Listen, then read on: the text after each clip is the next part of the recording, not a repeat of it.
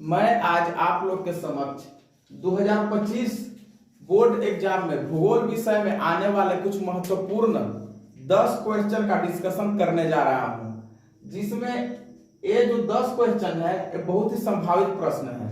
हो सकता है आप लोग के एग्जाम में आ जाए, इसलिए इन क्वेश्चनों को आप अच्छे से समझ लीजिएगा। उसके बाद आप लिख कर इसको ट्राई कीजिएगा कि हम लिख पाते हैं कि नहीं। पहला क्वेश्चन है, हरित रासायनिकी क्या है?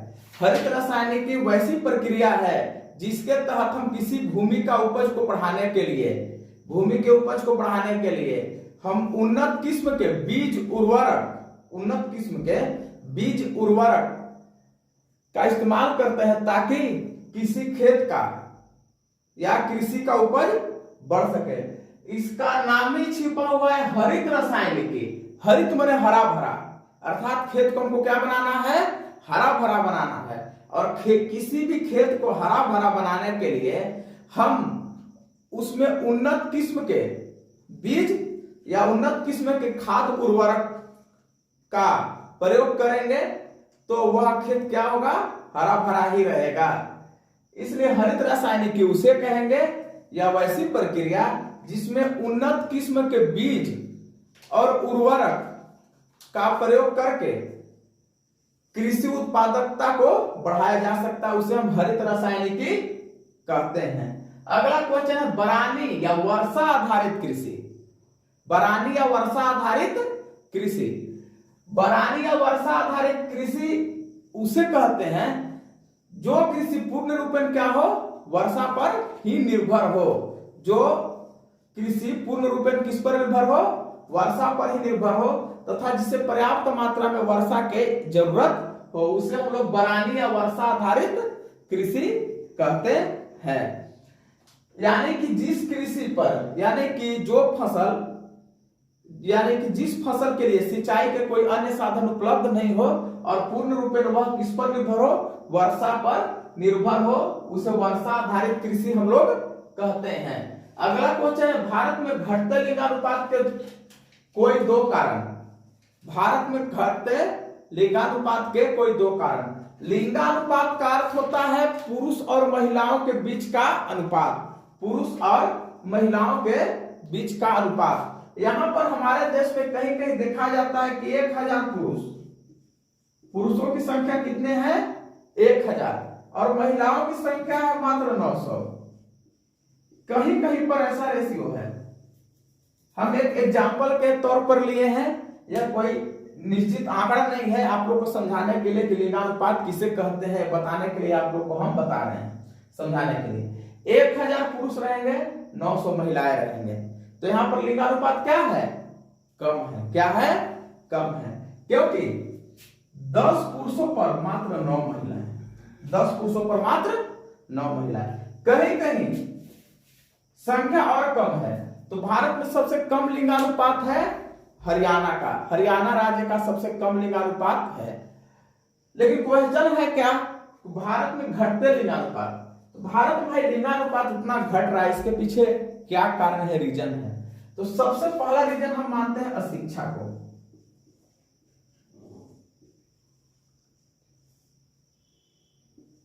और दूसरा मानते हैं भ्रूण हत्या।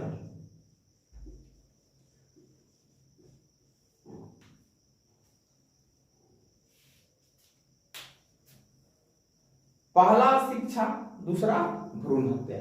तो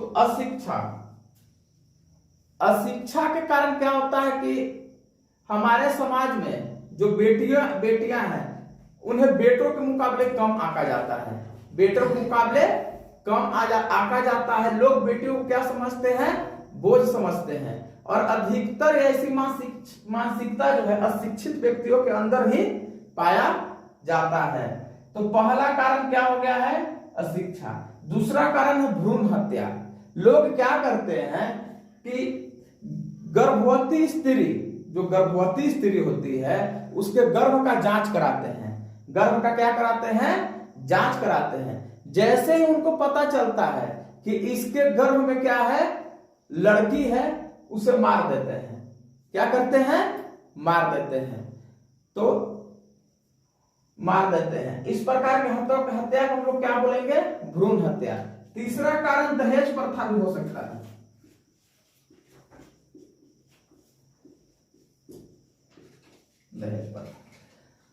दहेज प्रथा एक ऐसी कुप्रथा है, एक खराब प्रथा है, जिसमें लड़कियों से कुछ पैसे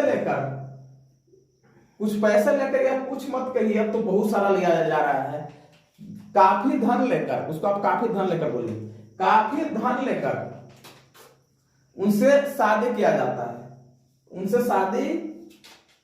है। इस प्रथा को क्या बोलते हैं? दहेज प्रथा बोलते हैं। तो दहेज प्रथा भी एक लिंगानुपात का प्रमुख कारण है, क्योंकि दहेज प्रथा के कारण बहुत सारे व्यक्तियों क्या है अपने नहीं चाहते हैं कि हमारे घर में कोई बेटी जन्म ले। तो गिरते लिंगानुपात का एक प्रमुख कारण यह भी हो सकता है। अगला क्वेश्चन है आप लोग को, गुच्छित एवं बिखरी बस्तियों के बीच अंतर। गुच्छित बस्ती, तो आप लोग कई गांव ऐसे देखे होंगे जहां पे घर काफी सटा रहता है, ऐसे एकदम रहेगा, घर काफी सटा, और वे लोग एक ही तरह के व्यवसाय में भी लगे रहते हैं। तो इस तरह के बस्तियों को क्या बोलेंगे हम लोग? गुच्छित बस्तियां। जहां पे आवास काफी सटे रहते हैं, वैसी बस्तियों को हम लोग क्या बोलेंगे? गुच्छित बस्तियां। और जस्ट इसका उल्टा होता है बिखरी बस्ती। इसमें क्या होता है कि जो घर होते हैं वे एक दूसरे से काफी दूर होते हैं। घर एक दूसरे से क्या होते हैं? काफी दूर होते हैं, काफी बिखरी रहते हैं। बिखरना माने होता ही है अलग अलग होना। इसे एकाकी बस्तियां भी बोलते हैं। क्या बोलते हैं हम लोग? एकाकी बस्तियां। इसमें घर क्या होते हैं? काफी दूर होते हैं। इसे बिखरी बस्ती या एकाकी बस्ती हम लोग कहते हैं। तो दोनों के बीच अंतर को समझने का सबसे अच्छा है कि डायग्राम से समझिए। इसमें गुच्छित बस्तियां देखिए, घर एकदम सटा है।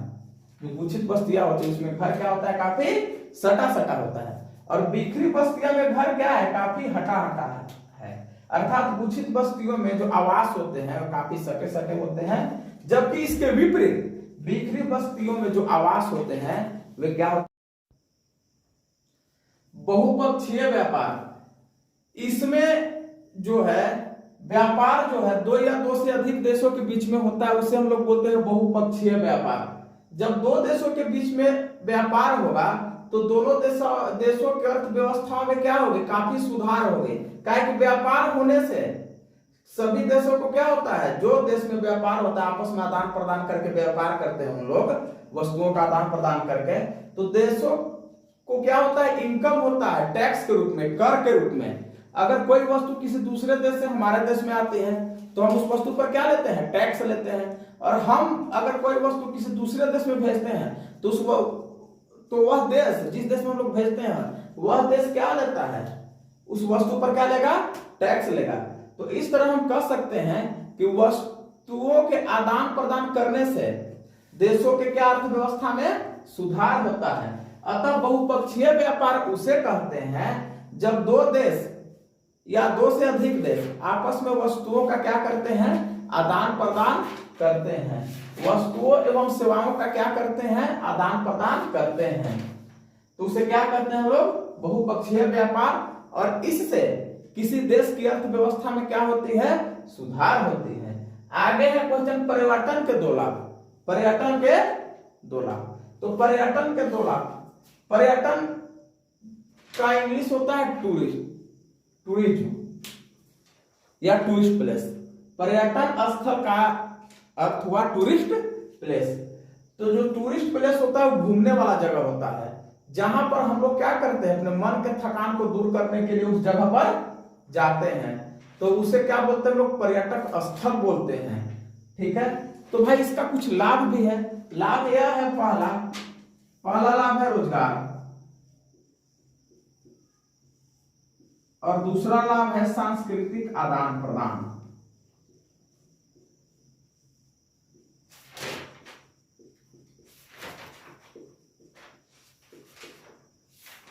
सांस्कृतिक यानी कि जो भी पर्यटक स्थल होते हैं तो वहां पर लोग क्या करते हैं? घूमने जाते हैं, बहुत भारी संख्या में घूमने जाते हैं, चाहे वह पर्यटक स्थल कोई बांध ही हो, चाहे किसी का मकबरा हो, चाहे कोई बाग बगीचा हो, चाहे कोई पार्क हो, तो ये सब क्या होता है, पर्यटक स्थल, जो लोगों को क्या करे, अपनी ओर आकर्षित कर सके। तो वहां पर जहां पर पर्यटक स्थल होता है, तो वहां पर कई दुकानें सजी होती हैं, जिससे लोगों को रोजगार मिलता है।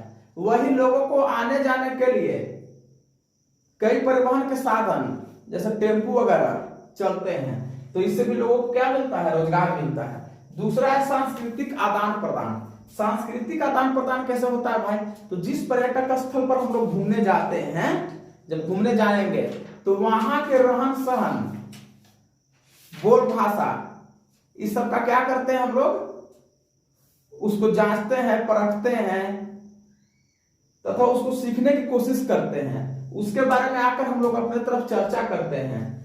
इस तरह से हम वहां का सांस्कृतिक आदान प्रदान भी, तो पर्यटन स्थल है वहां का, होता है। अगला क्वेश्चन, स्मोक क्या है। अब स्मोक क्या है, तो बड़े बड़े शहरों में जब फैक्ट्रियों में गाड़ियों से धुएं निकलते हैं, तो एक धुंध या कोहरा जैसा परत बन जाता है, जिससे हम कई किलोमीटर तक देख भी नहीं पाते हैं, इतना तक कि नजदीक किसी वस्तु को भी नहीं देख पाते हैं। और यह सब जो दृश्य है वह दिन में ही हो जाता है, कभी कभी तो दिन में ही हो जाता है, या अधिकांशतः दिन में ही होता है। तो ऐसी स्थिति को हम लोग क्या बोलते हैं, स्मॉग कहते हैं। क्या बोलेंगे, स्मॉग। यानी कि इसमें अदृश्यता, कैसी स्थिति उत्पन्न हो जाती है, अदृश्यता, यानी कि नहीं दिखाई देना। क्या, नहीं दिखलाई देना। इसमें क्या होता है कि आपको धुंध के कारण, या और यह धुंध होता है मानवीयकृत, काहे कि इस धुंध को बनने में मानवीय कारकों का मुख्य योगदान होता है, महत्वपूर्ण योगदान होता है।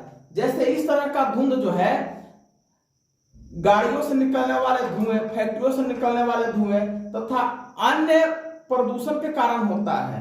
और जो प्राकृतिक धुंध होता है, वो तो ऊपर से जो बादल जो होता है, वो पृथ्वी के जब नजदीक आ जाता है ठंडे के दिनों में, तो वैसा धुंध जो होता है।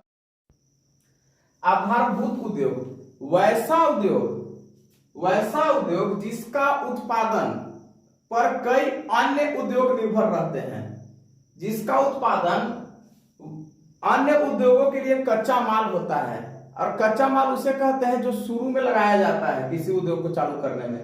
तो आधारभूत उद्योग में जिसका प्रमुख एग्जाम्पल लौह इस्पात उद्योग,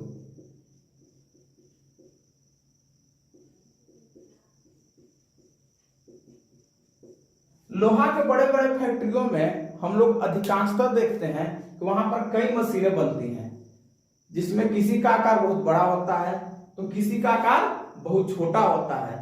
और इन मशीनों को कहीं और जगह ले जाकर उससे अन्य वस्तुओं का उत्पादन होता है। अतः जो यह मशीन है वो सब कहां से निकला, लोहा फैक्ट्री से निकला, जहां पर लौह इस्पात उद्योग पर जो बड़े बड़े मशीनें बन रही थी। तो ये जो मशीनें हैं वो अन्य उद्योगों के लिए क्या हुई, कच्चा माल हुई। तो इसलिए इस उद्योग को, लौह इस्पात उद्योग को हम लोग क्या बोलते हैं, आधारभूत उद्योग। कि अन्य उद्योगों के लिए क्या, किस चीज का काम करती है, आधार का काम करती है, आधार का काम करती है। तो इसे हम लोग आधारभूत उद्योग कहते हैं। अगला क्वेश्चन है, कच्चे माल के आधार पर उद्योगों का वर्गीकरण करें। कच्चे माल के आधार पर उद्योगों का वर्गीकरण करें। तो पहला है कृषि आधारित।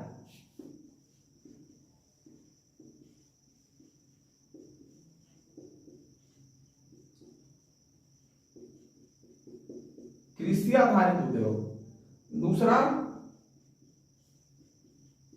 खनिज, और तीसरा वन आधारित। कृषि आधारित उद्योग वैसा उद्योग जो कृषि उत्पादक पर निर्भर रहता है, जैसे डालडा फैक्ट्री, रिफाइंड फैक्ट्री, सरसों तेल फैक्ट्री, ये सब जो है कृषि के उत्पादक, जैसे सरसों तेल फैक्ट्री किस पर निर्भर है? सरसों पर। और सरसों क्या है? कृषि उत्पादक है। ठीक, उसी तरह से और कई ऐसे, जैसे डालडा फैक्ट्री, वो भी कृषि से प्राप्त होने वाले पदार्थों पर निर्भर रहते हैं। दूसरा है खनिज आधारित उद्योग, वैसा उद्योग जो कोयले से चलते हैं। किससे चलती है? कोयले से या पेट्रोल से चलती है। और कोयला और पेट्रोल दोनों कहां से निकलता है? धरती से निकलता है, अर्थात खनिज बनकर निकलता है। तो उसे हम लोग क्या बोलेंगे? खनिज आधारित उद्योग, जो पृथ्वी से निकलने वाले खनिजों पर निर्भर रहते हैं। और तीसरा है वन आधारित उद्योग, यानी कि वैसा उद्योग जो वनों से प्राप्त होने वाले वस्तुओं पर निर्भर रहते हैं। जैसे फर्नीचर, जो फर्नीचर होता है, फर्नीचर का अर्थ होता है लकड़ियों के बने सामान। तो लकड़ियों का जो भी बने सामान होते हैं, तो लकड़ी हमें कहां से प्राप्त होती है? वन से प्राप्त होती है। इसलिए हम इसे क्या कहेंगे? वन आधारित उद्योग। अगला क्वेश्चन आप लोगों को, वायु प्रदूषण क्या है? वायु प्रदूषण, जब किसी कारणवश वायु की गुणवत्ता में कमी आ जाती है, तो उसे हम लोग क्या बोलते हैं? वायु प्रदूषण। जिसके कारण हमें श्वास संबंधी क्या हो जाती है? बीमारियां हो जाती है। तो इस प्रकार के होने वाले वायु की गुणवत्ता में होने वाली कमी को हम लोग क्या बोलते हैं? वायु प्रदूषण। इस प्रकार का प्रदूषण में प्रमुख योगदान जो है होती है बड़े बड़े शहरों से निकलने वाले फैक्ट्रियों के धुएं, फिर गाड़ियों के निकलने वाले धुएं, और कूड़ा करकट से निकलने वाले दुर्गंध, जो वायु को क्या करते हैं? प्रदूषित कर देते हैं, अर्थात वायु की गुणवत्ता में कमी कर देते हैं। तो इसे हम लोग क्या कहेंगे? वायु प्रदूषण कहेंगे। नेक्स्ट क्लास जो है अब अगले दिन चलेगी। आज का जो 10 क्वेश्चन है, इसको आप एक बार फिर से रिवीजन कर लीजिएगा। ठीक है, धन्यवाद।